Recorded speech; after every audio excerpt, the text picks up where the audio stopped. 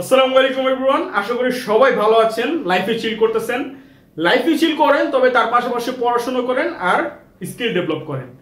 বরাবরের মতো আজকে আমি হাজির হলাম এই এইচএসসি ইকোনমিক্সেরই প্রথম পত্রের অধ্যায় 2 নিয়ে, যেটার নাম হচ্ছে ভোক্তা উৎপাদকের আচরণ। বোর্ডের জায়গা নাই তাই আমি লিখি নাই।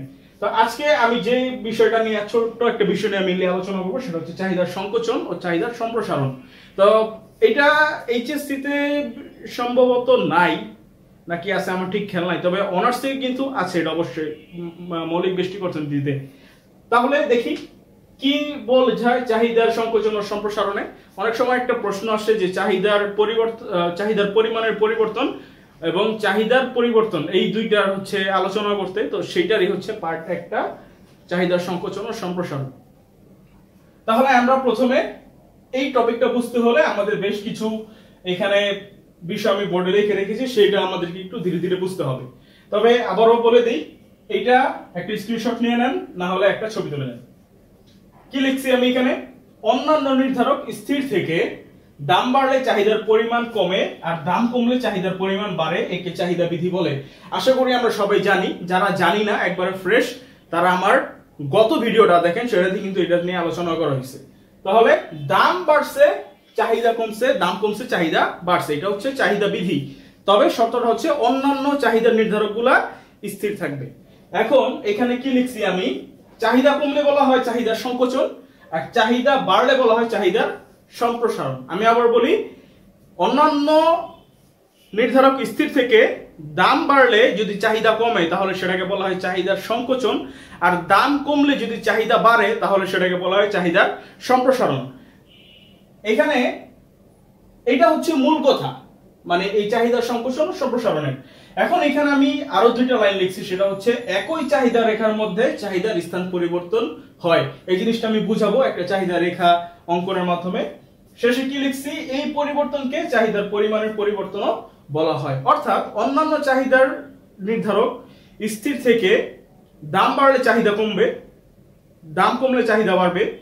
হ্যাঁ, চাহিদার এই দামের কারণে চাহিদার হচ্ছে যেটা কমলো সেটা তো আমরা বলতেছি সংকোচন, আর চাহিদার যে বাড়লো সেটাকে বলতেছি আমরা সম্প্রসারণ। এই জিনিসটারই বলা হয় চাহিদার পরিমাণের পরিবর্তন। তাহলে আমরা কি জানলাম? চাহিদার পরিমাণের পরিবর্তন কখন হয়? যখন পণ্যের দাম বাড়ে বা দাম কমে। অর্থাৎ দামের পরিবর্তনের কারণে যদি চাহিদা কমে বা বাড়ে তাহলে সেটাকে আমরা চাহিদার পরিমাণের পরিবর্তনও বলা হয়, মানে বলে থাকি, যেটা কিনা চাহিদা বিধির মধ্যেই পড়ে। তো যারা গত ভিডিওটা দেখছেন চাহিদা বিধি সম্পর্কে জানেন, আশা করি তাদের এটা নিয়ে কোনো প্রবলেম হওয়ার কথা না। তাহলে আশা করি এতক্ষণে যেটা বলার মানে মূল বিষয়টা হচ্ছে আপনাদেরকে আমি বুঝিয়ে দিতে পারছি। ঠিক আছে, আপনারা প্লিজ এটা কি করেন, একটু খাতায় লিখে নেন। এখন আমি আপনাদেরকে দেখাবো যে একই চাহিদা রেখার মধ্যে চাহিদার স্থান পরিবর্তন হয়। আমি একটা চাহিদা রেখা আঁকি, এই তো, এই মনে করেন একটা চাহিদা রেখা দিলাম।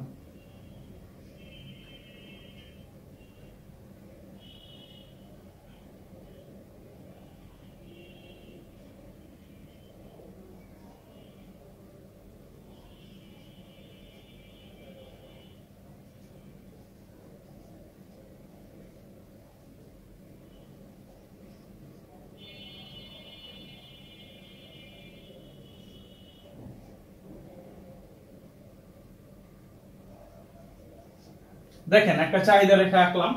আমরা ধরে নিচ্ছি যে কোনো একটা পণ্য, আপনার মন মতো একটা পণ্য আপনি ধরে নেন, যেটার দাম হচ্ছে 10 আর 20 তুললাম, আর চাহিদার পরিমাণ হচ্ছে 150 আর 220। আমি একটু ছোট্ট করে ব্যাখ্যা করে বুঝাই। এখানে এটা বুঝাচ্ছে যে দাম যখন 10 টাকা তখন চাহিদার পরিমাণ হচ্ছে 220 একক, আর দাম যখন 20 টাকা তখন চাহিদার পরিমাণ হচ্ছে 150 একক। এটা কেন হয়েছে, কিভাবে হয়েছে বুঝতে হলে আমার আবারও বলি লাস্ট ভিডিও যেটা, সেটা দেখেন। এখন আপনারা একটুখানি খেয়াল করেন, এখানে আমরা এই অক্ষে কি দেখাইতেছি? দাম, আর এই অক্ষে দেখাইতেছি পরিমাণ। এখন দেখেন পরিমাণ বৃদ্ধি পাচ্ছে, মানে আমরা এইভাবে বলতে পারি পরিমাণটা বাড়তেছে, 150 থেকে 220 হইছে। আবার এভাবেও বলতে পারি পরিমাণটা কমতেছে। সেম দামও এখানে বৃদ্ধি দেখাইতে পারি আমরা, এখানে হ্রাস দেখাইতে পারি আমরা। এখন একটা জিনিস খেয়াল করেন, যখন পণ্যের দামটা 10 টাকা, হ্যাঁ, তখন 220 একক পরিমাণে কি হচ্ছে? এটার চাহিদা সৃষ্টি হচ্ছে। তাহলে কোন বিন্দুতে চাহিদা সৃষ্টি হচ্ছে? চাহিদা রেখার বি বিন্দুতে কি হচ্ছে? চাহিদার সৃষ্টি হচ্ছে। বর্তমানে পণ্যের চাহিদাটা কোন অংশে? বি বিন্দুতে কি হচ্ছে? পণ্যের চাহিদা হচ্ছে, যেখানে চাহিদার পরিমাণ 220 একক, দাম হচ্ছে 10 টাকা। এখন মনে করেন পণ্যের দামটা বাড়ছে, 10 থেকে 20 টাকা হয়ে গেছে। পণ্যের দামটা কি হয়েছে? 10 থেকে 20 টাকা হয়েছে। তাহলে চাহিদা বিধি অনুযায়ী আমরা কি জানি যে দাম যদি বাড়ে তাহলে কি কমে? চাহিদার পরিমাণ কমে। তাহলে এই যে আমাদের এখানে 10 টাকা থেকে দেখেন দাম বেড়ে যখন 20 টাকা হইলো, চাহিদা বিধি অনুযায়ী কি হইলো? চাহিদার পরিমাণ 220 থেকে 150 একক হয়ে গেছে। আশা করি এইটুকু বুঝতে পারছেন। আবারও বলি, চাহিদা বৃদ্ধি অনুযায়ী পণ্যের দাম 10 টাকা থেকে 20 টাকা হয়েছে। এই কারণে পণ্যের চাহিদার পরিমাণ 220 একক থেকে কমে কি হয়েছে? 150 একক হয়ে গেছে। মানে দাম ও চাহিদার বিপরীতমুখী সম্পর্ক কি আমরা দেখতে পাচ্ছি। এখন দেখেন 220 টাকা দরে 150 একক পণ্য কি হচ্ছে? ভোগ হচ্ছে কোন বিন্দুতে? এ বিন্দুতে। দেখেন আগে কোন বিন্দুতে ভোগ করতাম আমরা? যখন দাম 10 টাকা ছিল, বি বিন্দুতে বেশি পরিমাণে 220 একক। এখন দাম বাড়ার কারণে চাহিদার পরিমাণের কি হলো? কমে গেল। ঠিক আছে, এখন হইলো কি বি বিন্দু থেকে চাহিদা হ্রাস পেয়ে কি হলো? এই বিন্দুতে কি করলো? পৌঁছালো।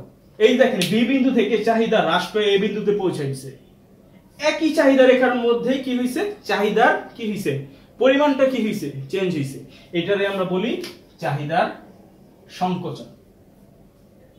সিম্পল। আর চাহিদার সম্প্রসারণ কি? রূপ বিপরীত। ধরি দাম ছিল 20 টাকা, 20 টাকা থাকায় 150 একক পণ্য কি হইতো? ভোগ হইতো এই বিন্দুতে। এখন মনে করেন দাম কমে গেছে, 20 টাকা থেকে 10 টাকা হইছে।